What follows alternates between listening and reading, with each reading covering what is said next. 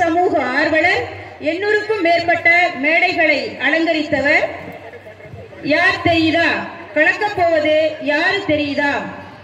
நமது பள்ளியின் தலைமை விருந்தினர் திருமதி அறந்தாங்கி நிஷா அவர்களை அன்புடன் அழைக்கின்றோம். No celebration is complete without the inspiring words of our esteemed chief guest. We are delighted here to be inspired with motivational speech and to be entertained with the humorous address towards positivity. So, now I would like to call our special guest, Shri Arandangi Nisha ma'am, to deliver her exciting address. எல்லாருக்கும் வணக்கம். ஒரு பெரிய கைத்தட்டல் முதல்ல கொடுத்துருங்களா? எல்லாரும் டயர்டா இருக்கீங்களா இல்ல ஃப்ரெஷ்ஷா இருக்கீங்களா? என் பேச்செல்லாம் கேட்கறதுக்கு முதல்ல ஆர்வமா இருக்கீங்களா? அதெல்லாம் நான் தெரிஞ்சுக்கணும் ஆசைப்படுறேன். அதனாலதான் ஒரு நல்ல கைத்தட்டுன்னு சொன்னோட முன்னாடி இருக்கக்கூடிய குழந்தைங்க தான் கைத்தட்டுறாங்க. பேரண்ட் எல்லாம் அப்படியே உட்காந்துருக்கீங்க. சரி, எனக்கு அவ்வளவுதான் போல இருக்கு. உங்க 2 கையையும் உங்க குழந்தைங்க ஆடுனா தட்டலான்னு வந்திருப்பீங்க. குறிலாக்கெல்லாம் கை தட்டுவீங்களா என்ன? Brilliant CBSE school. பொதுவாகவே ஒரு பள்ளியில மாணவர்கள் பிரில்லியண்டா இருந்து பார்த்திருக்கேன். ஆனா ஒரு பள்ளியே பிரில்லியண்டா இருந்து இந்த பள்ளியை தான் பார்க்கிறேன். வந்ததுல இருந்து நிறைய விஷயங்களை நோட் பண்ணிட்டு இருக்கேன். பொதுவா ஆசிரியர்கள் தொகுத்து வழங்குவாங்க நிகழ்ச்சியை. இங்க உட்காந்து பார்த்துட்டு இருக்கேன். ஒருத்தவங்க தான் ஆசிரியர் நினைக்கிறேன், மற்ற எல்லாருமே ஸ்டூடெண்ட். அந்த குழந்தை அவ்வளவு அழகா ஆங்கிலத்துல தொகுத்து வழங்குது, இந்த குழந்தை அழகா தமிழ்ல தொகுத்து வழங்குது. ஒரு பள்ளியில ஒட்டுமொத்த நிகழ்ச்சியையும் பள்ளியினுடைய மாணவ மாணவிகளே தொகுத்து வழங்குறாங்க. அதுக்கு ஒரு பெரிய கைத்தட்டல் அந்த குழந்தைகளுக்கு நீங்க கொடுக்கலாம். ஃபியூச்சர்ல எனக்கு வேலை இல்லைங்கிறது மட்டும் நல்லா தெரியுது, பரவாயில்ல. அதை விட ஒரு பெரிய சந்தோஷம் மேடையில வந்து உட்கார்ந்ததுல இருந்து கரஸ்பன் சாரா இருக்கட்டும், என் கூட அவ்வளோ அழகா வந்த உடனே அந்த உபசரிப்புங்கிறது இல்ல, வந்தவங்களை அந்த கவனிக்கிற விதத்துலதான் இந்த பள்ளியினுடைய எந்த மாதிரி நம்ம கிட்ட நடந்துக்கிறாங்கிறத வச்சுதான் நாம தரத்தை நிர்ணயிப்போம். அவ்வளவு குழந்தை மாதிரி அவரு போன்ல பேசும்போது கூட ஏதோ நான் நினைச்சேன் ஒரு 18-19 ஏஜ் தான் இருக்கும் அப்படின்னு. அவ்வளோ அழகா அவ்வளோ ஸ்வீட்டா பேசுனீங்க சார் நீங்க. அப்பாடா, என் பேமெண்ட் கன்ஃபார்ம் ஆயிடுச்சு. பிரின்சிபல் சாரா இருக்கட்டும், இருக்கக்கூடிய டீச்சர்ஸா இருக்கட்டும், நான் தொடர்ந்து நிறைய பள்ளிகள்ல பயணிச்சிருக்கேன். இங்க ஆரம்பத்துல ஒரு விஷயம் ரொம்ப அழகா எனக்கு பிடிச்சிருந்தது. துவக்கத்திலேயே 3 தெய்வத்திற்கும் பாடலை அழகா சமர்ப்பிச்ச விதம் எனக்கு ரொம்ப ரொம்ப பிடிச்சிருந்தது. எனக்கு அதுல ரொம்ப பிடிச்ச விஷயம், முருகன் பாடலுக்கு அப்துல் காதர் ஐயாவினுடைய கை அசைவு கூடுதலா பிடிச்சிருந்தது. நான் அதை நோட் பண்ணிக்கிட்டே இருந்தேன். என்ன ஒரு மத ஒற்றுமை, என்ன ஒரு விஷயம். எல்லா தெய்வத்தையும் வணங்கிட்டு ஒரு பள்ளியினுடைய ஒரு ஆண்டு விழா ஆரம்பிக்கிறாங்கல்ல, யார் மனதையும் காயப்படுத்தாமல் இருக்கும்னு நினைக்கிறாங்கல்ல, இந்த ஒண்ணு போதும், இந்தியாவை யாராலும் அசைக்க முடியாது என்பதற்கு இது போதுங்க. இதை விட வேற என்ன வேணும்? அதுக்கப்புறம் எனக்கு ரொம்ப பிடிச்ச விஷயம், மதுரை மீனாட்சி அம்மாவோட ஒரு நடனம். நான் முதல் முறையா சிவபெருமான் இவ்வளவு சிரிச்ச ஆடி இன்னைக்கு தாங்க பார்த்தேன். நான் நிறைய இடத்துல சிவபெருமான் கோபமா இருப்பாரு, அதுவும் அந்த தகுதடவை ஆட வேணா சிவபெருமான் கண்ணெல்லாம் உருட்டி ஆடணும். நானும் அப்துல் காதரையாவும் இந்த குழந்தைய பார்த்தோம். சிவபெருமான் சிரிச்சுக்கிட்டே ஆடுறாரு. எனக்கு என்ன சந்தோஷம்னா, குழந்தையும் தெய்வமும் ஒண்ணுன்னு சொல்லுவாங்க. அந்த குழந்தை முகத்துல இருந்த சிரிப்பு இருக்குல்ல, அது எல்லா ஆசிரியர்களுடைய உழைப்புன்னு சொல்லணும். அவ்வளவு உழைச்சு கொடுத்துருக்காங்க. ரொம்ப பிடிச்சிருந்தது. எல்லாத்தையும் விட இந்த பட்டமளிப்பு விழா, நான்லாம் உண்மையிலேயே சொல்றேங்க, 12வது முடிச்சு பிபிஏ, அப்புறம் நான் சொல்றேன், நான் படிச்ச படிப்பு சொல்லும் போது எல்லாரும் நம்பணும். சும்மா அவங்க மாமியாரை பாக்குற மாதிரி என்னைய பாத்தீங்க கடுப்பாயிருவேன். ஒரு ஊர்ல நம்ப மாட்டேங்கிறா தம்பி. அன்னைக்கு நான் எம்பிஏ படிச்சிருக்கேன், காமெடி பண்ணாதீங்க, காண்டு போறான் ஒருத்தன். நான் 12th முடிச்சு யூஜி பிபிஏ முடிச்சு எம்பிஏ முடிச்சு யூஜிலையும் பிஜிலையும் அந்த பட்டமளிப்புல கொடுப்பாங்க. அவ்வளவு கஷ்டப்பட்டு வாங்கின பட்டத்தை ஒன்னெல்லாம் தூங்கிக்கிட்டே வந்து வாங்குது. அதுக்கு என்னன்னு இப்படி ஒருத்தன் வாங்குறான். சாரெல்லாம் அவளை திருப்பி விடுறாரு, திரும்பிடா அவெல்லாம் இப்படி வாங்குறான் குடும்பம் அப்படின்னு. எனக்கு என்ன ஒரு ஆச்சரியம் என்ன வருதுன்னா, உண்மையிலேயே அந்த உடை கொடுக்கும் போது கூட அப்துல் காதர் ஐயா சொன்னாங்க. நான் சொன்னேன், அந்த ஃபர்ஸ்ட் ரெட் கலர் கொடுத்தாங்க, நினைச்சு பாருங்களேன், சிவப்பு கலர் போட்டு நான் மேடல் நின்றோம்னா. சரிங்க, ஏன் சிரிக்க மாட்டீங்க? நான் கொஞ்சம் தயங்கினேன். அப்புறம் மயில் கலர் கொண்டு வந்து கொடுத்தாங்க. கொடுத்துட்டு கரஸ்பாண்ட் சார் சொன்னாங்க, மேடம் நீங்க மயில் கலர் போடுங்க மேடம், நீங்க ஏற்கனவே மயில் மாதிரி தானே மேடம் இருக்கீங்க அப்படின்னாரு. எனக்கு ஒரே சந்தோஷம். அது டக்குனு மாட்டிட்டு வந்து நிற்கும் போது உண்மையிலேயே கல்லூரி நினைவுகள்லாம் நிறைய வந்தது. அவ்வளோ சந்தோஷமா இருந்தது. அந்த வயசுலயே அவர்களுக்கு அந்த பட்டத்தை கொடுத்து மேடை ஏறக்கூடிய அந்த தன்னம்பிக்கையெல்லாம் கொடுக்குறாங்க அப்படின்னா உண்மையிலேயே பிரில்லியன்ட் ஸ்கூல். எல்கேஜிலேயே அந்த குழந்தைகளை ஒரு பட்டம் வாங்கிய மாணவர்களாக மாற்றுறீங்க. அதை விட சந்தோஷம் வேற எதுவுமே கிடையாது. நிறைய பேரண்ட் உட்காந்துருக்கீங்க, எல்லாம் உங்க பிள்ளைங்க ஆடுறதுக்காக காத்திருக்கீங்க. அதை அறுத்து கொண்டுற மாட்டேன், கொஞ்ச நேரத்தில் நானும் போயிடுறேன், எனக்கும் தெரியும். ஏன்னா ஒரு பள்ளியினுடைய ஆண்டு விழா அப்படிங்கிறது ஏகப்பட்ட உழைப்பு இருக்கு. அந்த பிரின்சிபல் சார் படிச்ச விஷயம், ஒரு வருடம் இந்த பள்ளி என்ன பண்ணிருக்கு. எனக்கு என்ன ஒரு பெரிய ஆச்சரியம்னா 12 வருடமாக இந்த பள்ளி வெறும் ஒரு 500 பேர்ல ஆரம்பிச்சு இன்னைக்கு 2000த்திற்கும் மேற்பட்ட மாணவர்களை உருவாக்கிட்டு இருக்காங்க. இதையும் தாண்டி 50 மருத்துவர்கள் இந்த பள்ளியில இருந்து வெளியில போயிருக்காங்க அப்படின்னா இதை விட இந்த பகுதிக்கு கிடைச்ச வெற்றி வேற எதுவுமே கிடையாதுங்க. அவ்வளவு உழைப்பு. இதுக்கு நீங்க எல்லாரும் ஆசிரியர்களுக்கு ஒரு பெரிய கைத்தட்டல் கொடுக்கணும். நீங்க எல்லாம் எனக்கு என்னன்னு உட்கார்ந்துருக்கீங்க, நம்ம பிள்ளை டாக்டர் ஆயிருச்சு அப்படின்னு சந்தோஷத்துல. எங்க எல்லாரும் மனசாட்சியை தொட்டு சொல்லுங்க. இந்த ஏப்ரல் மாசம் முடிய போகுது, மே மாசம் யாரெல்லாம் உயிரை கையில பிடிச்சிட்டு உட்காந்துருப்பீங்க? ஒரு மாசம் லீவு மேய்க்க முடியுமா இதுங்களே? நான்லாம் அந்த கொரோனா டைம்ல தான் மேடம் என் பையனை பத்தி தெரிஞ்சுக்கிட்டேன். கொரோனா முடியறதுக்குள்ள என் பையன் என் வீட்டுல 23 டியூப்லைட்டை உடைச்சான் மேடம். அவன் உடைக்காத ஒரே டியூப்லைட் என் புருஷன் மட்டும்தான். எல்லாத்தையும் உடைச்சிட்டான். எப்பா எப்படா ஸ்கூல்ல இங்க இருக்கிற பேரண்ட்ஸ் ஒரு சொல்லவா, நீங்க ஸ்கூல்ல ஃபீஸ் கட்டுறீங்கல்ல, அது உங்க பிள்ளைங்க படிக்கிறதுக்கு மட்டும் இல்ல, மேய்க்கிறமே அதுல எவ்வளவு கஷ்டம் தெரியுமா? ஒவ்வொரு தடவையும் அவங்களோட நம்ம பயணிக்கிறது. எனக்கு தெரியும், என் மேக்கப் கலஞ்சா உங்களால பார்க்க முடியாது. எனக்கு தெரியும், ஒரு தங்கச்சிக்காக அண்ணன் இது செய்யலாம், ஆனா காத்தடிச்சா மைக்ல கேட்கும், அண்ணே அண்ணே அந்த வேட்டியை மடிச்சு கட்டு ஃபேன் இந்த பக்கம் இருப்புங்க. அவர் ஒரு மாதிரி வெறி கொண்டு அவரு நயன்தாராவை எதிர்பார்த்திருப்பாரு. பறவை முனியம்மா நின்னோட மிரண்டாரு. என்னடா அம்புட்ட ஏமாத்திட்டாங்களே, பூரா போயிட்டா. வந்த உடனே எங்க ஒரு அம்மா கேட்டுச்சு, டிவில நல்லா சிகப்பா இருந்தீங்க, கலரா இருந்தீங்க மேடம். நான் சொன்னேன், அது கலர் டிவி, இது பிளாக் அண்ட் ஒயிட், முடிஞ்சா பாருங்க, முடியலன்னா போயிருங்கன்ட்டேன். நான்லாம் ஏன்னா பல இடத்துல அதையும் நம்ம தாண்டிதான் வருவோம். பிள்ளைங்க இருக்காங்கல்லங்க, இன்னைக்கு இருக்கக்கூடிய பிள்ளைங்களை மேய்க்கிற மாதிரி ஒரு கஷ்டம். நான்லாம் எங்க அம்மா சொல்லுவாங்க, சின்ன பிள்ளைங்க நீங்க நிறைய பேர் இருக்கீங்க, நம்ம எல்லாம் அம்மா சொன்னா உடனே கேட்போம், அப்பா சொன்னா உடனே கேட்போம், உட்காருன்னா அங்கேயே உட்காருவோம். ஆனா இவங்களை இன்னைக்கு நம்ம என்ன சொன்னாலும் புரிய மாட்டேங்குது. என் பையனெல்லாம் இது வரைக்கும் பேரண்ட்ஸ் மீட்டிங், சார் நம்ம பள்ளியில பேரண்ட்ஸ் மீட்டிங் எல்லாம் நடக்கும்ல மேடம்? நடக்கும். பேரண்ட்ஸ் மீட்டிங் என்னைக்கு என் பையனுக்கு நடக்குதுன்னு என்னால ஈஸியா கணிக்க முடியும். என்னைக்கெல்லாம் காலையில தலையில என்ன வைக்கிறானோ, என்னைக்கெல்லாம் ஷூ பாலிஷ் போடுறானோ அன்னைக்கெல்லாம் பேரண்ட்ஸ் மீட்டிங்னு அர்த்தம். சார் என்ன சார் சிவாஜி கணேசன், 52 சிவாஜி கணேசன் என் பையன் மாறுவான் சார். எல்லா பசங்களும் அப்படிதான். அன்னைக்குதான் சார் ஸ்கூல்ல கை கட்டி நிப்பாங்க. அன்னைக்கெல்லாம் ஒருத்தர் நேரம் ஸ்கூலுக்கே போயிட்டாரு, சார் என் பிள்ளை எப்படி படிக்கிறான், சூப்பரா படிக்கிறான், பெரிய அரசியல்வாதியா வருவான். எப்படி சார் சொல்றீங்க? என்ன கேள்வி கேட்டாலும் நெஞ்சு வலிக்குதுன்னு படுத்துறான்டா. யாரா இவன்? இன்னொருத்தர் இருக்காரு, சார் என் பிள்ளை எப்படி படிக்கிறான், சூப்பரா படிக்கிறான், இப்பவே வீட்டு வாசல்ல போர்டு எழுதி ஒட்டுங்க, ரமேஷ் டாக்டர். டாக்டரா? எப்படி சார்? என்ன எழுதுறான்னு ஒண்ணு விளங்கல. அதுல நாங்க ஸ்கூல் படிக்கும் போதெல்லாம், நானும் அரசு பள்ளி மாணவி, நான் ஸ்கூல் படிக்கும் போதெல்லாம் எங்க ஸ்கூல்ல ஒரு கேள்வி ஒண்ணு கேட்பாங்க, நீ குடியரசுத் தலைவர் ஆனா என்ன பண்ணுவ, நீ டாக்டர் ஆனா என்ன பண்ணுவ, நீ டீச்சர் ஆனா என்ன பண்ணுவ? யாரெல்லாம் இதை எழுதிருப்பீங்க? எழுதிருப்போம். நான் எழுதுனேன். என்ன எழுதுனேன்னு இப்ப வரைக்கும் தெரியாது. நம்ம தான் இஷ்டத்துக்கு எழுதுவோமே. எனக்கெல்லாம் சின்ன பிள்ளையா இருக்கும்போது வக்கீல் ஆகணும்னு ஆசை. நான் ஒரு அட்வொகேட் ஆகி கோர்ட்ல போய் வாதாடணும்னு ஆசைப்பட்டேன். எங்க வீட்டுல ஒரு பாட்டியமா இருந்துச்சு, அதுக்கு எடுத்து விட்டுருச்சு. வக்கீல் ஆனா உன்னை யாரு கல்யாணம் பண்ணுவாங்க? இல்லன்னா 42 பேர் வாசல்ல நின்னாங்க. ஒரு உள்ள திரும்பி பார்க்காம தான் ஒரே ஒண்ணு பார்த்து கட்டி வச்சாங்க. என் கனவெல்லாம் கலைச்சு விட்டாங்க.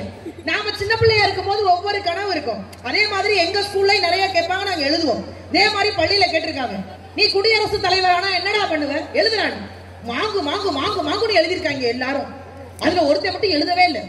அவன் கிட்ட போய் சாரு கேட்டாரா, ஏண்டா 32 பேர் எழுதுறாங்க, ஒருத்தெல்லாம் அடிஷனல் பேப்பர் வாங்கி எழுதிட்டு இருக்கான், குடியரசுத் தலைவரானா என்ன ஆவ, எழுதி தொலை, எழுது எழுது.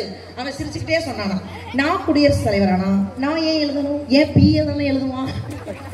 யாரு உனக்கு பிஏ வாத்தியாரு? இன்னைக்கு பசங்கள்கிட்ட பேசுறது ரொம்ப கஷ்டங்க. ஒரு காலத்துலலாம் பள்ளிகள்ல நாம என்ன சொன்னோமோ அதை பிள்ளைங்க கேட்டாங்க. இவ்வளவு ஏன் சார் இங்க யாரெல்லாம் அரசு பள்ளியில படிச்சிருக்கீங்க? அதான் எவ்வளவு அடி வாங்கியிருக்கோம் தெரியுமா? நாங்கெல்லாம் என்ன அடி ஸ்கூல் படிக்கும் போதெல்லாம். இன்னைக்கும் இப்ப ஒண்ணும் இல்ல, ஐயாவை அப்துல் காதர் ஐயாவினுடைய புகைப்படத்தை எடுத்து எங்க பழனி அண்ணன் எத்தனை பேருக்கு தெரியும்ல, விஜய் டிவில பழனி அண்ணன், அவருக்கு அனுப்பிச்சு வச்சேன். போன்ல பதறாருங்க, எங்க சாரு எங்க வாத்தியாரு எனக்கு பாடம் எடுத்தவரு. இதுதானே ஒரு ஆசிரியர் மேல உள்ள பற்று. நான்லாம் இன்னைக்கு எங்க டீச்சரை பார்த்தா கையெல்லாம் எனக்கு உதறும். இதெல்லாம் நாங்க படிக்கும் போது. இன்னும் சொல்லணும்னா என்னையெல்லாம் கொண்டு போய் எங்க அப்பா ஸ்கூல்ல சேர்க்கும் போது ஒரு வார்த்தை சொல்லி சேர்த்தாரு, எவ்வளவு வேணாலும் என் பிள்ளைய அடிங்க சார், வந்து கேட்கவே மாட்டேன். இல்ல நம்மள உள்ள கொஞ்சுவாங்க, உள்ள நம்மள குனிய வச்சு குத்துவாங்க. எவ்வளவு வேணாலும் அடிங்க சார், நான் வந்து கேட்கவே மாட்டேன். ஆனா என் பிள்ளை ஒழுங்கா படிச்சா போதும்னு நம்பி பெத்தவங்க விட்டு வந்தாங்க. உண்மைதானே? நாம அழுவோம், ஸ்கூலுக்கு போக மாட்டேன் போடா அப்படியே உள்ள தள்ளி விட்டு வருவாங்க. இதெல்லாம் எப்ப தெரியுமா? 86 87ஓட முடிச்சிருச்சு. இன்னைக்கு பையன் ஜாலியா போறான் சார், பையன் சூப்பரா ஹாப்பியா போறான், சிரிச்ச மணிக்க போறான். அப்பா தான் அழுதுகிட்டே போறாரு, டேய் பாத்துடா டீச்சரை ஒண்ணும் பண்ணிடாத. அதுக்கு அவன் அதெல்லாம் அவங்க நடந்துக்கிறத பொறுத்து இருக்கு. என் லைன்ல கிராஸ் பண்ணா நான் என் வேலையை காட்டி விட்டுருவேன். இவங்க ரெண்டு பேரும் கிளாஸ்ல பேசிக்கிறாங்க, ரமேஷ் கோமருக்கு எழுதுனா மிஸ் அடிப்பாங்களோ, மிஸ் நம்மள அடிச்சா ஜெயில போட்டுருவாங்கடா. இவங்களுக்கு எல்லாமே தெரியுது. நான் இங்க நிறைய பெற்றோர்கள் இருக்கீங்க. நான் வந்த உடனே பிரில்லியன்ட் ஸ்கூல்ல விசாரிச்சுட்டேன்.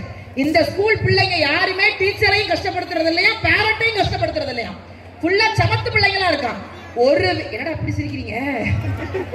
தெரியுதுடா, தெரியுது எவ்வளவு கஷ்டப்படுத்துறீங்கன்னு தெரியுது. நான் இங்க இருக்கிற பெற்றோர்களுக்கு சொல்றேன், இப்ப சமீப காலமாவே ஆசிரியர்கள் மாணவரை கண்டிச்சாலே அது ஒரு பெரிய தப்பா போய்கிட்டே இருக்கு. நான் ரொம்ப கர்வமா சொல்லுவேன், இந்த உலகத்துல யாருக்கிட்ட வேணாலும் நீங்க அடி வாங்காம இருங்க, அதை பத்தி கவலையே கிடையாது. ஆனா நீங்க விசாரிச்சு பாருங்களேன், உங்க அப்பாட்டையோ உங்க தாத்தாட்டையோ இல்ல யார்ட்டையும் ஆசிரியர்கள்ட்ட அடி வாங்கி படிச்ச குழந்தை தாங்க வாழ்க்கையில உருப்பிருக்கு. இது வரைக்கும் என்ன வேணாலும் பண்ணுங்க, டீச்சர்ஸ் அடி வாங்குறது ஒரு தனி சந்தோஷம். நான் ஸ்கூல் படிக்கும் போது கடைசி பெஞ்சு, நம்ம என்ன முத பெஞ்சா, கடைசி பெஞ்சு ஸ்டூடெண்ட். நான்லாம் உண்மையிலேயே இந்த கடைசி பெஞ்சு ஸ்டூடெண்ட் தாங்க வாழ்க்கையிலேயே கொடுத்து வச்சவங்க. ஆசிரியர்களுக்கு ஒண்ணு சொல்றேன், நீங்க முதல் பெஞ்ச் ஸ்டூடெண்ட் தான் மேடம் நிறைய நேசிப்பீங்க, நீங்க கடைசி பெஞ்சை நேசிங்க. கவியர் அப்துல் காதரையா தான் ரொம்ப அழகா சொல்லுவார், அதிக மதிப்பெண் எடுத்தவர்கள் எல்லாம் அந்நிய மண்ணிற்காக உழைத்துக் கொண்டிருக்கிறார்கள், குறைவான மதிப்பெண் எடுத்தவர்கள் மட்டும்தான் நம்முடைய இந்திய மண்ணிற்காக உழைத்துக் கொண்டிருக்கிறார்கள். நாங்கெல்லாம் பார்டரை தாண்டவே மாட்டோம், எங்கிட்டு தாண்டது? ஆனா அதை விட பெரிய சந்தோஷம், அந்த லாஸ்ட் பெஞ்சுக்கும் முதல் பெஞ்சுக்கும் பெரிய வித்தியாசம் இல்ல. டீச்சர் ஏதாவது ஒரு ஜோக்கு சொன்னா அந்த ஜோக்கை கேட்டோன்னு சிரிச்சா முதல் பெஞ்ச், டீச்சரையே ஜோக்கா நினைச்சா சிரிச்சா கடைசி பெஞ்ச். வேற வழி. நாங்கெல்லாம் அந்த கடைசி பெஞ்ச் அநியாயத்துக்கு மாட்டுவோம் ஸ்கூல்ல. எங்க டீச்சர் பேரு ரோசி மிஸ். நான் நிறைய இடத்துல எங்க மிஸ் பேரை சொல்லியிருக்கேன். அறந்தாங்கல ரோசி மிஸ் டிஎல்சி ஸ்கூல்ல படிக்கும் போது அவங்க அடிக்க மாட்டாங்க, ஒரு வினோதமான ஒரு விஷயத்தை கையாளுவாங்க. இந்த இடுப்புல நிரடுவாங்க, வலி உயிர் போகும். இப்படி மேல போயிட்டு நான் கீழே வருவேன். கிளாஸ் ரூம்ல போய் எல்லாரும் சட்டையை தூக்கி பாப்பாளுங்க, அப்படியே செவந்து கிடக்கும். நானும் தூக்கி பார்ப்பேன். கிள்ளுனதுக்கான அடையாளம் கூட அங்க இருக்காது. அந்த கலர்ல ஆண்டவன் நம்மளை இறக்குமதி பண்ணியிருக்கான். எவ்வளவு அடி, எவ்வளவு திட்டு. ஒரு பெரிய சந்தோஷம் என்ன தெரியுமா? இன்ன வரைக்கும் ஆசிரியர்கள் மீது எங்களுக்கு இருக்கக்கூடிய மரியாதை இருக்குல்ல, அது கொஞ்சம் கூட குறையாததற்கு காரணம் அவங்க எங்களுக்கு கொடுத்த அடி மட்டும் கிடையாது, அடியோடு சேர்த்து நாம பெரிய ஆள ஆகணுங்கிறதுக்காக அன்பையும் கலந்து கொடுத்த ஆசிரியர்கள் எத்தனையோ பேர் இருக்காங்க. நான் இங்க இருக்கிற எல்லா ஆசிரியர்களும் சேர்த்தா சொல்றேன். அதனால என்னைக்குமே பிள்ளைங்கள்ட்ட இந்த ஆசிரியர்கள் மேல இருக்கக்கூடிய பயத்தை நீங்க குறைச்சிடாதீங்க. அது நிறைய பெற்றோர்கள் பண்ற தப்பு என்ன தெரியுமா? அம்மா நாளைக்கு ஹோம்வொர்க் எழுதணும், மிஸ் எங்களை அடிப்பாமா, அடிச்சா நான் சும்மா விட்டுருவோனா? விட்டுருவீங்க. இன்னைக்கு நாம பிள்ளைங்க பக்கத்துல நின்று எதா இருந்தாலும் நான் பாத்துக்கிறேன் தயவுன்னு சொல்லாதீங்க. ஃபியூச்சர்ல கடைசி வரைக்கும் நீங்க தான் பாக்குற மாதிரி நிலைமை வந்துடும். அதை விட பெரிய விஷயம், குழந்தைங்களை எப்படி கையாளணும்னு இன்னைக்கு நிறைய பேருக்கு தெரியறதே இல்லை. நிறைய பெற்றோர்கள் குழந்தைங்க உங்களை பார்த்துக்கிட்டே இருக்காங்கன்னே தெரிய மாட்டேங்குது. நான் இங்க இருக்கிற எல்லாருக்கும் சொல்றேன், நான் பெற்றோர்கள் சொல்றது என்னையும் சேர்த்தான் சொல்றேன். ஏன்னா எனக்கும் குழந்தை இருக்கிறதுனால நாம என்ன பண்றோமோ, நாம என்ன செய்யறோமோ அதைத்தான் குழந்தைங்க செய்யும். அன்னைக்கெல்லாம் ஒருத்தர் ஸ்கூல்ல சார் கூப்பிட்டுருக்காரு, ஏய் போய் உங்க அப்பா கூப்பிட்டு வாடா, டெய்லி பென்சில் திருடிக்கிட்டே இருக்க, இந்த மாதிரி ஒரு திருட்டு பிள்ளைய நான் கிளாஸ் ரூம்ல வச்சுக்கவே மாட்டேன், போய் அப்பா கூப்பிட்டு வா. இவனு குடுன்னு ஓடி போய் அப்பா கூப்பிட்டு வந்துட்டான். அப்பா வாப்பா ஸ்கூல்ல கூப்பிடுறாங்க.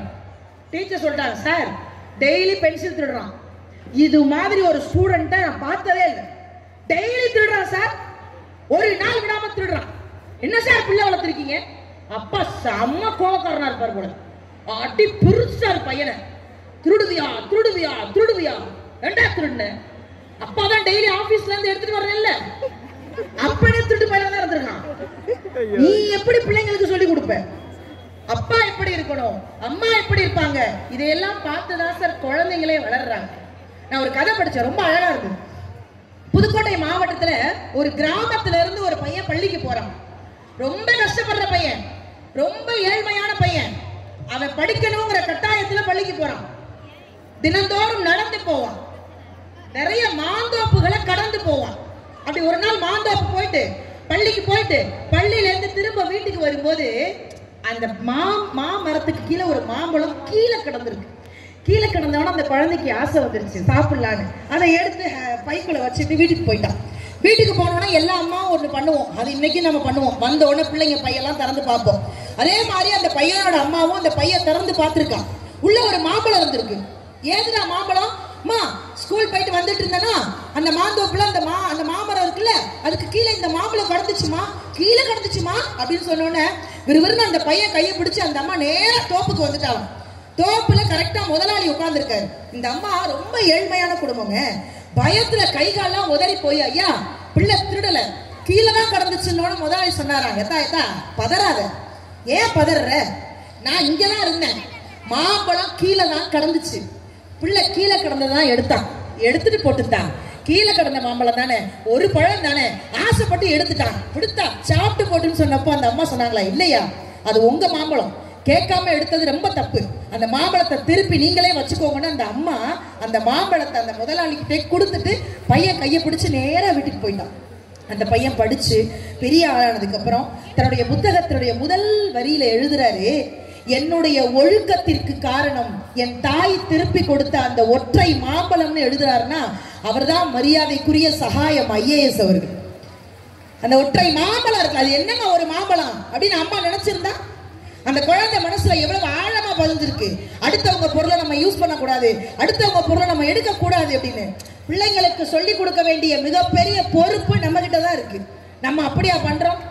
இந்த கம்பாரிசன் ஒண்ணு இருக்குங்க, எப்பா அது எங்க காலத்துல இருந்தே இருக்கு சார். அவன் அவ்வளவு படிச்சுட்டா, நீ இவ்வளவு படிக்கிற. அதுலயும் நீங்க இந்த 10வது படிக்கிற பையன் என்ன உண்மையிலே சொல்றீங்க, அவெல்லாம் என்ன எம்எல்ஏ பரீட்சைக்கு அப்போ போறான், இந்த எம்பி தான் ஆக போறானா? இந்த உங்க தெருவுல 10ஆம் கிளாஸ் படிக்கிற பையன் இருந்தா ஈஸியா கண்டுபிடிக்கலாம், ஈஸியா கண்டுபிடிக்கலாம். அந்த தெருவுல நீங்க பைக்ல ஹாரன் கூட அடிக்க முடியாது, உள்ள இருந்து ஓடி வருவாங்க, சார் மெதுவா அடிக்க. ஏன் என் பிள்ளை 10வது படிக்குது, ஓப்பன படிக்கிறதுக்கு நான் என்ன பண்ண முடியும்? பால்காரன் வந்து பால் ஏண்டா, ஓ 10th ஏ தங்கமே ரொம்ப கஷ்டப்படுத்திட்டாங்களாடி.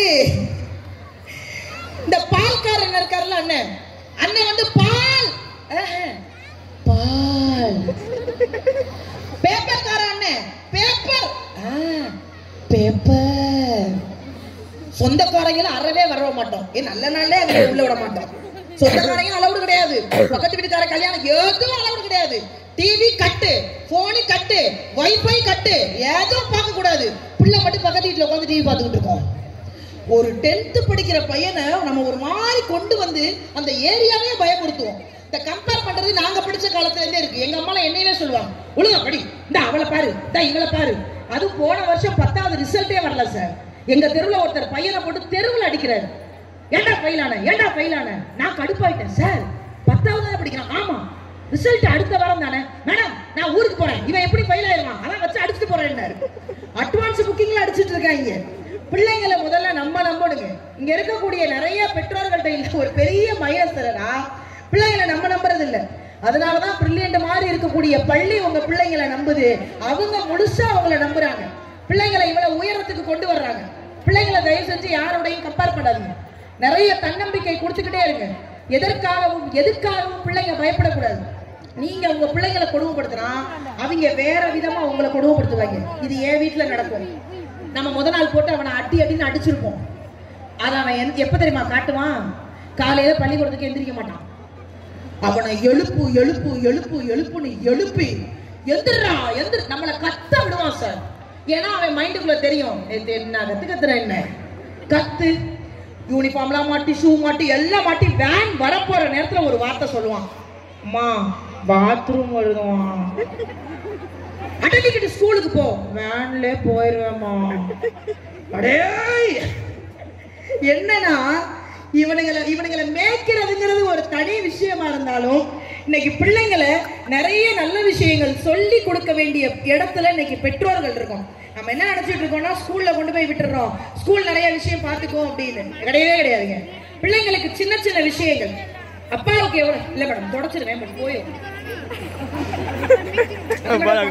அவ்வளவா கருமம் கன்றாவியா இருப்பா. நீங்க நிஜமாவே சொல்றேன், நான் பொய்யெல்லாம் பேச மாட்டேன். கருப்பா இருக்கிறவங்க பொய் பேச மாட்டாங்க. நீங்க அறந்தாங்கில வந்து விசாரிச்சு பாருங்க. அறந்தாங்கி நிஷான்னா யாருக்குமே தெரியாது. அறந்தாங்கி பேரழகி நிஷான்னா எல்லாருக்கும் தெரியும். என்னெல்லாம் இது வரைக்கும் சார் யாருமே நம்ப மாட்டாங்க சார். 27 பேர் பொண்ணு பார்க்க வந்தாங்க சார். அப்படியே போட்டி போட்டு வந்தாங்க 27 பேர். நானும் ஒரு கட்டத்துல வெறுத்து போய் கேட்டேன், இவ்வளவு பேர் வர்றீங்களே, அவ்வளவு அழகாவா இருக்கேன், யாரும் என்னை பொண்ணு பார்க்கவில்லை, நான் பொண்ணான்னு பார்க்க வந்திருக்காங்க. அதுல இன்னைக்கு இருக்கக்கூடிய காலகட்டம் பிள்ளைங்க நிறைய மாறிக்கிட்டு இருக்காங்க சார். நாம இருக்கும்போது இன்னைக்கு நிறைய பேர் சொல்லுவாங்க, இன்னைக்கு எங்க அப்பாவே சொல்லுவாரு, நாங்கெல்லாம் அந்த காலத்துல எப்படி படிச்சோம் தெரியுமா, நாங்கெல்லாம் அந்த காலத்துல, நான் தெரியாம கேட்கிறேன், நீங்க படிக்கும் போது போனு கிடையாது, டிவி பெருசா கிடையாது, இந்த மாதிரி நயன்தாரா நமிதா சிம்ரன் யாரும் கிடையாது, தலை அஜித் சார் விஜய் சார்னு யாரும் கிடையாது. உங்களுடைய மைண்டை டைவர்ட் பண்றதுக்கு எந்த விஷயமும் கிடையாது. வேலை விட்டா படிப்பு, படிப்பை விட்டா வீடு, வீடு விட்டா அப்பா அம்மான்னு வாழ்ந்த. ஆனா இன்னைக்கு உண்மையிலேயே ரொம்ப பெருமைப்படுறேன். மார்க்க சொன்னாங்க பிரின்சிபல் சார் 481 487ன்னு. உங்களை டைவர்ட் பண்ணக்கூடிய இவ்வளவு விஷயம் இருந்தும் என்னுடைய பிரில்லியன்ட் ஸ்டூடெண்ட் இவ்வளவு மார்க் எடுத்திருக்காங்கன்னா பிள்ளைங்க திறமைசாலிங்க, பிள்ளைங்க புத்திசாலி. அது இந்த போன் வந்ததுக்கு அப்புறம் வாழ்க்கையில நிம்மதி போச்சுன்னு நினைக்கிறவங்க மட்டும் கை தட்டுங்க. இந்த போன் வந்ததுக்கு அப்புறம் கை தட்டுற எல்லார் கையிலையும் போன் இருக்கு. இந்த போன் தான் மேடம் வாழ்க்கை நிம்மதியா போச்சு மேடம். போன வாரம் மட்டன் பிரியாணி செஞ்சு Facebookல போடுறேன் சார், 1500 லைக் சார். எனக்கு என் வீட்டுக்காரர் லைக் பண்ணல சார். போனை எடுத்துக்கிட்டு அவர்கிட்டே போனேன், ஏங்க எல்லாரும் லைக் பண்ணிருக்காங்க, லைக் பண்ணுங்க லைக் பண்ணுங்க. அவங்க பூரா பிரியாணியை போன்ல பார்த்தவன், நான் மட்டும்தான் சாப்பிட்டவன். அப்படியே போயிருந்தார். இந்த போன் வந்ததுக்கு அப்புறம் வாழ்க்கையில எவ்வளவு நிம்மதி போச்சு தெரியுமாங்க. அன்னைக்கெல்லாம் ராத்திரி 12 மணிக்கு எனக்கு ஒருத்தன் போன் பண்றான் மேடம். 12 மணி. நான் அழகா பிறந்தது என் தப்பா மேடம்? மேடம் அப்படி சிரிக்காதீங்க மேடம், ரொம்ப அசிங்கமா இருக்கு. நான் உங்களை நம்பி தானே நகைச்சுவை ஒரு 2-3 வாட்டி சொல்றேன். உலகத்திலேயே கடைசி கேவல சிரிப்பு நீங்க சிரிச்சதுதான். அப்ப என்ன ஒரு கேவலம் இல்லைங்க. ஐயா அப்துல் கதர் ஐயா வேற சிரிச்சுட்டாங்க. 12 மணிக்கு எனக்கு ஒரு போன் சார். அப்படியே பதறேன். பக்கத்துல வேற கணவர் இருக்க. கதறி போய் போன் எடுத்து ஹலோன்னு. ஆப்போசிட்ல ஒருத்தன் சாரி சார்னு வச்சுட்டான். அவன் என்னைய ஆம்பலன்னு நினைச்சிட்டான். நான் விடலையே, திரும்ப போன் அடிச்சேன், ஹலோன்னு. திரும்பி சாரி சார்னு வச்சுட்டான். எனக்கு ரொம்ப அவமானமா போயிடுச்சுங்க. திரும்ப போன் அடிச்சு அவன் பேசுறதுக்கு முன்னாடி நான் பேசுறேன், யோ என்ன நைட்டு 12 மணிக்கு போன் பண்ணி சாரி சாருங்கிற என்ன? அவன் ரொம்ப கிளியரா, பதட்டம்லாம் இல்லை சார், ரொம்ப கிளியரா பேசுவான், சாரி சார். ராத்திரி பேசுவோம் சார், யாராவது லேடிஸ் பேசுவாங்க, பாருங்க சார் இன்னைக்கு நீங்க பேசிட்டீங்கன்னு வச்சுட்டான். நான் 1.5 மணி நேரமா அழுகிறேன். அப்பதான் எங்க வீட்டுக்கார மெதுவா எந்திரிச்சு என்னமான்னு கேட்டார். யாரோ ஒருத்தர் போன்ல என்னை ஆம்பலன்னு நினைச்சிட்டார். பல வருஷமா நானே உன்னை அப்படிதான் நினைச்சேன், பேசாம தூங்கிருந்தேன். இந்த போன் வந்ததுக்கு அப்புறம் நான் இங்க இருக்கிற பேரண்ட்ஸுக்கு சொல்றேன், தப்பா நினைச்சுக்காதீங்க. எனக்கு நல்லா நினைவு இருக்குங்க. நான் சின்ன பிள்ளையா இருக்கும் போது எங்க வீட்டுக்கு யாராவது வீட்டுக்கு வந்தாங்கன்னா நான் வாங்கன்னு கூப்பிடலைன்னா அவங்க ஊருக்கு போனதுக்கு அப்புறம் என் தோல் உரியிற அளவுக்கு நான் அடி வாங்கியிருக்கேன். என் தோல் உரியும். என் அம்மா அவ்வளோ, இன்னைக்கு நிறைய பேர் சமூக வலை யூடியூப்ல என்னோட சேனல்ல நீங்க எங்க அம்மாவை பாப்பீங்க, அன்னை தெரசா மாதிரி மூஞ்சி வச்சிருப்பாங்க. அதுக்குள்ள ஒரு சொர்ணாக்கா இருக்கு, அதை நான் முழுசா பார்த்திருக்கேன். முதுகுல இருக்கு, அப்படியே தோல் உரியுங்க. யாரா இருந்தாலும் சரி, எதிரியா இருந்தாலும் சரி, வந்தவங்களை வாங்கன்னு கூப்பிடணும்னு என் வீட்டுல எனக்கு 3 வயசுல சொல்லி கொடுத்தாங்க. அது இந்த நிமிஷம் வரைக்கும் அது எனக்கு பழக்கம் இருக்கு. நான் இங்க இருக்கிற எல்லா பெற்றோர்கள்ட்ட கேட்கிறேன், யாரெல்லாம் இந்த விஷயத்தை உங்க பிள்ளைங்களுக்கு சொல்லி கொடுக்குறீங்க? சூப்பர். ஒரு பிள்ளை சார் மொத்தமே 3 தான் சார் கை தூக்கி இருக்கு. என்ன தெரியுமா பெரிய கொடுமை? இந்த போன் டிவி எல்லாம் எவனும் யாரையும் கூப்பிடுறது இல்லை. அன்னைக்கெல்லாம் நான் ஒரு வீட்டு வாசல்ல போய் நிக்கிறேன், இந்த இட்டுனோண்டு ஒரு பையன் அங்கே வந்து மேலே எங்கேயே பார்த்துட்டு உள்ள ஓடி போயிட்டான். அவங்க தாத்தா சொன்னாரு, மேடம் வாங்க கூப்பிடுறாங்க. அவன் திரும்ப வெளில வந்து வா அப்படின்னு போயிட்டான். நான் பயங்கர டென்ஷன் ஆயிட்டேன். அவனை கூப்பிட்டு சொன்னேன், மரியாதையா வான்னு கூப்பிடுறேன். அவன் என்னை பார்த்து மரியாதையா வான்னா. சார், இங்க இருக்கிறவங்கள்ட்ட சொல்றேன், என்னை உங்க பிள்ளைங்களுக்கு தெரியலன்னா விட்டுருங்க, நீங்க தெரியப்படுத்தி எங்களை அவமானப்படுத்தாதீங்க. அவர் சொல்றாரு, மேடம் தெரியுமா, விஜய் டிவில வருவாங்க. அவன் தெரியாது, காமெடி பண்ணுவாங்க, நான் பார்த்தது இல்லை. அப்புறம் மெதுவா என்கிட்ட வந்து சொன்னா, நீங்க சுட்டி டிவில வருவீங்களான்னா. நான் சொன்னேன், நான் தாண்டா காளியா கிட்ட போட்டு வர்றேன், வாரம் பாருங்க. பிள்ளைங்களுக்கு நம்ம என்ன சொல்லி கொடுக்குறோம் அப்படிங்கிறது ரொம்ப ரொம்ப முக்கியங்க. வந்தவங்களை வாங்கன்னு கூப்பிடணும், வந்த உறவுகளோடு பேசணும். நிறைய நேரம் இந்த தொலைபேசிய பிள்ளைங்களை சொல்லி தப்பு இல்லை, நாம தான் போனை கொடுக்காம வச்சிருந்தோம். ஆனா வேற வழி இல்லாம இன்னைக்கு இந்த கோவிட் டைம்ல ஆன்லைன் கிளாஸ் நம்ம தான் அவங்கள்ட்ட போனை கொடுத்துருக்கோம், வேற வழியும் இல்லை. ஆனால் குழந்தைங்க செல்போன் பயன்படுத்துறது என்னை பொறுத்த வரைக்கும் தப்பான்னு கேட்டா நான் முழுமையா தப்புன்னு சொல்ல மாட்டேன். உங்க குழந்தை இந்த போனை யூஸ் பண்ற வரைக்கும் உங்க குழந்தையோட கையில போன் இருக்கணும். உங்க குழந்தை இந்த போனை யூஸ் பண்ற வரைக்கும் உங்க குழந்தை கையில இந்த போன் இருக்கட்டும். என்னைக்கு உங்க குழந்தைய இந்த போன் யூஸ் பண்ணுதோ அப்ப தயவு செஞ்சு போனை பிடிக்கிறீங்க. நான் சொல்றது உங்களுக்கு புரியும்னு நினைக்கிறேன். முழுசா அதுக்குள்ள போயிருவான்ல, அப்ப தயவு செஞ்சு போனை கொடுத்துடாதீங்க. பிள்ளைங்க ரொம்ப கெட்டு போயிடும். இன்னைக்கு இருக்கக்கூடிய காலகட்டத்தில் நிறைய நம்பிக்கை வார்த்தை சொல்லி வளங்க, நிறைய விஷயங்களை சொல்லி கொடுங்க. மற்றவங்களை எப்படி மரியாதையா பேசணும், அதுக்கு முக்கியமான காரணம் நீங்களும் ஒண்ணு. ஸ்கூல் வேன் வந்து வாசல்ல நிக்கும்ல, இந்த வேன்காரன் வந்துட்டாப்பா அப்படின்லாம் சொல்லாதீங்க. வேன்கார் வந்துட்டாரு, டீச்சர் என்ன சொன்னாங்க, ஸ்கூல்ல என்ன நடத்துனாங்க, இந்த மாதிரி சின்ன சின்ன மரியாதையான வார்த்தைகளை நீங்க வீட்டுல கொண்டு வந்தாலே உங்க பிள்ளைங்க இன்னும் கூடுதலா வந்துருவாங்க. இன்னைக்கு நிறைய பிள்ளைங்களுக்கு தன்னம்பிக்கையான விஷயத்த சொல்லி கொடுக்க மறந்துடுறோம். எத்தனை பேருமா மறந்துடுறோம்? நான் எங்க அம்மாட்ட இன்னும் சொல்லுவேன், என்னையெல்லாம் இன்னைக்கு இந்த உலகம் பூரா கருவாச்சின்னு கூப்பிடுறாங்கன்னா ஆரம்பத்துல நீ என்னைய சொல்லி வளர்த்துருக்கணும், ஐஸ்வர்யா ராய் நீ தான் அப்படின்னு. சார், எங்க ஊர்ல உண்மையிலே எங்க அப்பா, நான் ரொம்ப லேட்டா எங்க வீட்டுல பிறந்தேன். பிறக்கும் போது எங்க வீட்டுல எங்க அப்பா என்ன நினைச்சாலும் தெரியல, என்னை ஏதோ உலக அழகி நினைச்சிட்டாரு போல இருக்கு. எனக்கு வாங்கி கொடுத்த ட்ரெஸ்ஸோட கலர்லாம் உங்களுக்கு தெரியுமா? ரோஸ், மஞ்சள், சிவப்பு, கருப்பு, இப்படியே தான் எடுத்து கொடுப்பாரு. நான் தெருவில் போட்டு அப்படி நடந்து போவேன். எங்க தெருவில் ஒரு பாட்டியம்மா இருக்கும், அந்த அம்மா என்னைய கூப்பிடும், இந்த கலர் உனக்கு எடுக்கல. ஒரு வாரம் கழிச்சு திரும்ப வேற கலர் போடுவேன், திரும்ப அதே பாட்டியம்மா கூப்பிடும், இந்த கலர் உனக்கு எடுக்கல. நான் ஒரு நாள் கடுப்பாயிட்டேன், இன்னுமா உன்னை இந்த ஆண்டவன் எடுக்கல, சும்மா ஏன் உயிர் எடுத்துக்கிட்டு இருக்காது. பிள்ளைங்களுக்கு நிறைய விஷயங்கள் தன்னம்பிக்கையா சொல்லி கொடுக்க வேண்டிய பொறுப்பு பெற்றோர்கள்ட்ட இருக்கு. சமீபத்தில் நான் ஒரு விஷயம் படித்தேன், எனக்கு ரொம்ப பிடிச்சிருந்ததுங்க. அது எனக்கு ரொம்ப பிடிச்சிருந்தது. நீங்க கூகுள்ல சர்ச் பண்ணி கூட உங்க பிள்ளைங்களுக்கு நீங்க அதை சொல்லிக் கொடுங்க. ராஜஸ்தான்ல IAS ஆக இருக்கக்கூடிய சகோதரி ஆர்த்தி டோக்ரா பேர் நீங்க கூகுள்ல சர்ச் பண்ணி உங்க பிள்ளைங்களுக்கு சொல்லிக் கொடுங்க. அவங்களுடைய மொத்த உயரம் எவ்வளவு தெரியுமா? 3 அடி தாங்க, வெறும் 3 அடி. அந்த குழந்தை பிறக்கும் போதே அது வளராதுன்னு அவங்க அப்பா அம்மாட்ட சொல்லிட்டாங்க. அதனால அவங்க இன்னொரு குழந்தை பெத்துக்கல. அதுக்கு அவங்க காரணம் சொன்னாங்க, இன்னொரு குழந்தை பெற்று அந்த குழந்தைக்கு அன்பையும் தன்னம்பிக்கையும் கொடுக்கறத விட நான் இந்த ஒரு குழந்தைக்கே எல்லாத்தையும் கொடுத்துட்றேன் அப்படின்னு ரொம்ப அழகா அந்த குழந்தைய வளர்த்து இன்னைக்கு கலெக்டர் ஆயிட்டாங்க. ஆர்த்தியில கேட்கிறாங்க, சாதாரண மனிதர்கள் மீதே 1000 விமர்சனம் வரும், சாதாரண மனிதர்களுக்கே 1000 விமர்சனம் வரும், கண்டிப்பா உங்களுக்கும் விமர்சனம் வந்திருக்கும், அதை நீங்க எப்படிங்க கையாண்டீங்கன்னு கேட்டப்போ சகோதரி ஆர்த்தி ரொம்ப அழகா சொல்றாங்க, என்ன நான் குட்டையா இருக்கேன்னு கிண்டல் பண்ணியிருப்பாங்க, இந்த இத்தனோண்டு இருக்கேன்னு போற வரவங்கள ஓட்டியிருப்பாங்க. ஆனால் நான் உயரம் கம்மி தான். நான் ஏன் தெரியுமா கவலையே படலை? எவ்வளவு உயரமான மனிதர்களாக இருந்தாலும் என்னிடம் பேச வேண்டும் என்றால் அவர்கள் தலை குனிந்துதானே என்னிடம் பேச வேண்டும். எவ்வளவு பெரிய மனுஷனா இருந்தாலும் நான் அவங்கள பார்த்து பேசும்போது தலை நிமிர்ந்து தானே பேசுவேன். இதுக்கெல்லாம் என்ன காரணம் தெரியுமா? அவ படிச்ச படிப்பு. ஒருவருடைய படிப்பு மட்டும்தான் எவ்வளவு உயரமான மனிதர்களாக இருந்தாலும் தைரியத்தை நேர்மையை சொல்லிக் கொடுக்கும். உங்க பிள்ளைங்களுக்கு நல்ல படிப்பை சொல்லிக் கொடுங்க, தன்னம்பிக்கையை சொல்லிக் கொடுங்க. எல்லாத்தையும் விட அடுத்தவர்களுக்கு ஏதாவது செய்யணுங்கிற விஷயத்தையும் சொல்லிக் கொடுங்க. இன்னைக்கு நிறைய பேர்கிட்ட குட்டி குட்டியா இல்லாத விஷயங்கள் அது ஒண்ணு. நல்லா படிக்கட்டும், நிறைய வேலைக்கு போகட்டும், ஆனால் இந்த சமூகம் சார்ந்து ஏதாவது ஒரு விஷயத்தை அந்த குழந்தைங்க பண்ணிக்கிட்டே இருக்கணும். இந்த மாதிரி நல்ல விஷயத்தை சொல்லிக் கொடுத்து உங்க பிள்ளைகளை உருவாக்க வேண்டிய மிகப்பெரிய பொறுப்பு ஆசிரியர்கள்ட்ட மட்டும் கிடையாது, பெற்றோர்கள் உங்ககிட்ட இருக்குங்கிற காரணத்தினால கண்டிப்பா நீங்க தொடர்ந்து இதை செய்யணும்னு சொல்லி இந்த அருமையான வாய்ப்பிற்கு நன்றி கூறி இந்த விழாவிற்கு வந்திருக்கக்கூடிய நிறைய சிறப்பு விருந்தினர்கள், எனக்கு தெரிஞ்சு மாணவர்களோட சிறப்பு விருந்தினர்கள் எண்ணிக்கை கொஞ்சம் அதிகமா இருக்கு. அவ்வளவு சிறப்பு விருந்தினர்கள் எல்லாமே இந்த பள்ளியினுடைய ஒரு நல்வழிப்படுத்தணும் அப்படிங்கிறதுக்கு கூடவே இருக்கக்கூடிய ஒரு நண்பர்களாக தான் இருப்பாங்க. உங்க எல்லோருக்கும் மீண்டும் ஒரு முறை நன்றி கூறி விடைபெறுகிறேன். நன்றி, வணக்கம்.